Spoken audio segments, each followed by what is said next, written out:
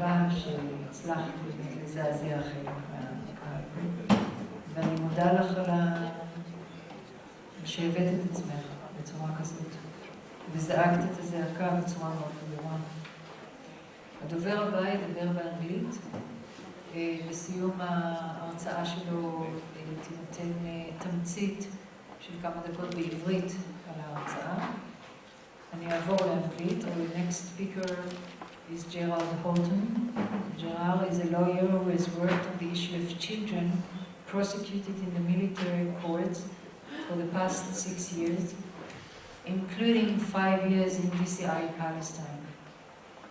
G'rרד continues to work on the issue and with a small group of lawyers and other professionals has just formed Military Court Watch. I hope you're going to explain what it's going to do. No, not? Can I say something about that?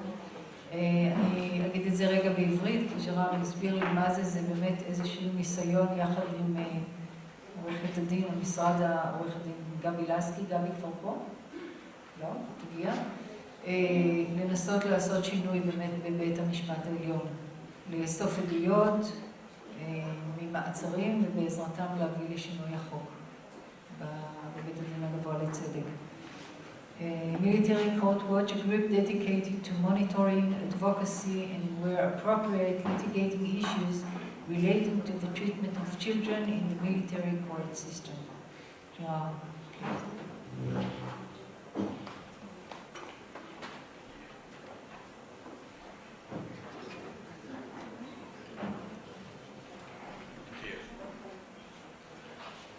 If tonight is anything like most nights, then military vehicles will begin leaving their bases after midnight and start fanning out across the West Bank. Their destination will, in all probability, be a village or refugee camp situated close to a settlement or a bypass road. Frequently, their objective will be to arrest children or young adults at locations where incidents of stone throwing have been reported. If tonight is anything like most nights, soldiers will enter the village or refugee camp and surround a house. The house will be stormed and the occupants forced from their beds. IDs will be checked and a child will often be selected. In most cases, parents will not be told why their child has been arrested or where the child has been taken. The child's hands will be tied tightly behind his back with plastic ties, sometimes cutting the wrists and causing swelling due to the restriction of blood flow. A blindfold will also be placed over the child's eyes. If tonight is anything like most nights, the child will be force-marched to a waiting military vehicle and in many cases thrown bound and blindfolded onto the cold metal floor, ready for transfer to an interrogation center. Some of the soldiers who conducted the arrest will also be inside the vehicle, sitting on benches either side of the child. Based on over 300 sworn testimonies collected during the past 4 years, the child is likely to be kicked, slapped, verbally insulted and humiliated during his journey to interrogation, which may last anywhere from 20 minutes up to several hours or more. If tonight is anything like previous nights, then the child will arrive at the interrogation center before the sun is up tomorrow, bruised, thirsty, scared, and sleep deprived. If the interrogation is anything like previous interrogations, a mixture of techniques will be employed to extract a confession. He will first be led into the interrogation room, still blindfolded and tied. His blindfold will be removed, but his hands will remain painfully tied behind his back. In front of him will be seated the interrogator. The interrogator will say to the child, "Why do you throw stones at Israelis?" To which the child will invariably respond, "I don't." The interrogator will then approach the bound child until their faces are close, and he will begin shouting, typically a mixture of threats and obscenities, aimed at breaking the child's spirit. Documented threats include threats of further physical violence, threats of long-term imprisonment, and threats directed towards the child's family.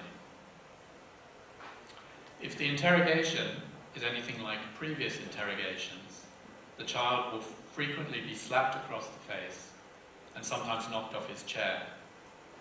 In some cases, the treatment is worse.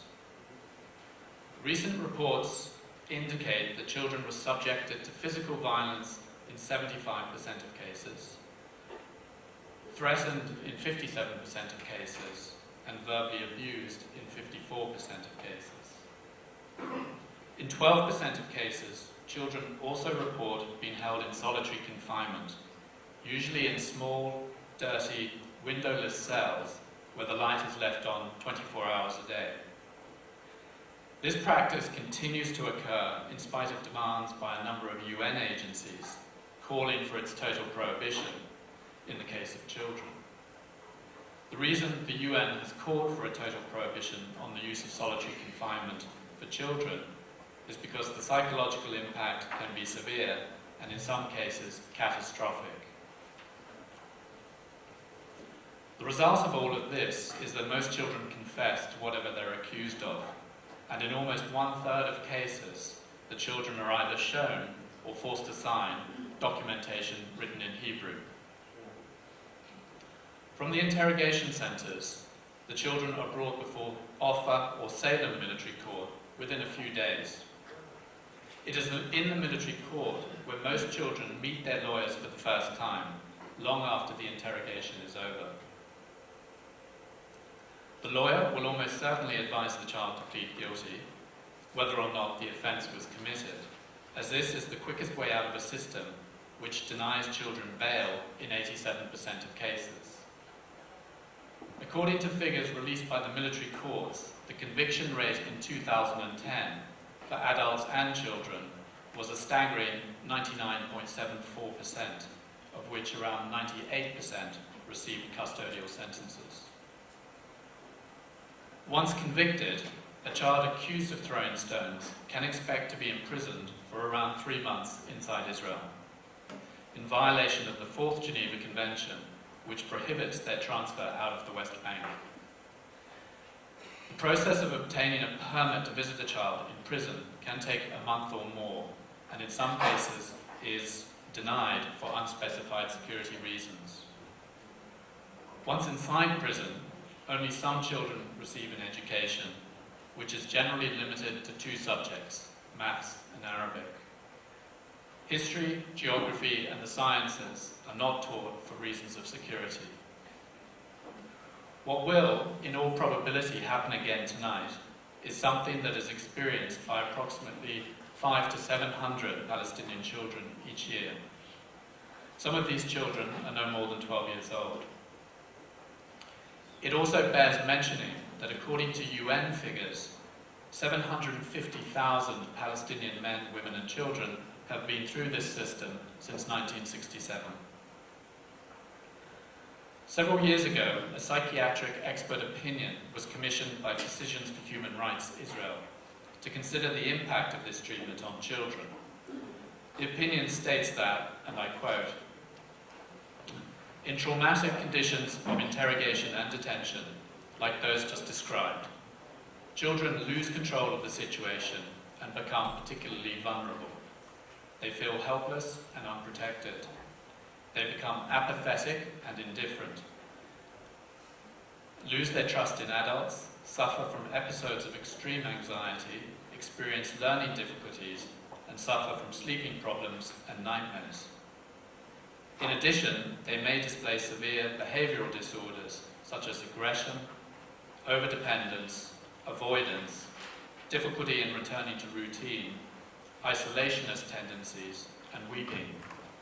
This is in addition to physical effects, including eating disorders and bedwetting. Moreover, following the extreme humiliation and the physical and emotional stress the children endure throughout their interrogation, they experience a profound loss of self-esteem, leading to harm to their sense of dignity and identity. The interrogations also have negative effects on the family structure, since the family is left in a state of disintegration and helplessness. The adults in the family do not feel that they can provide adequate support to the children, as they were unable to prevent their arrest and the hardships of their interrogation. The entire family structure is disrupted as a result of the undermining of adults as a source of support and authority." End of quote. In recent years, there have been a number of amendments to the military law in regards to the treatment of children. In September 2009, Military Order 1644 came into effect, which established a military juvenile court. In September 2011, Military Order 1676 came into effect, introducing requirements that parents be notified promptly of their child's arrest, the child be informed that he can consult with a lawyer, and giving the juvenile court jurisdiction over 16 and 17-year-olds. In April of this year, Military Order 1711 came into effect, reducing the time period in which a child must be brought before a judge for the first time following arrest, from 4 days down to 24 hours for children aged 12 to 13 and 48 hours for older children. Unfortunately, these changes have had little impact, and virtually no impact whatsoever on the first 24 hours after arrest, the critical period of time when most reported abuse occurs. In conclusion, the evidence indicates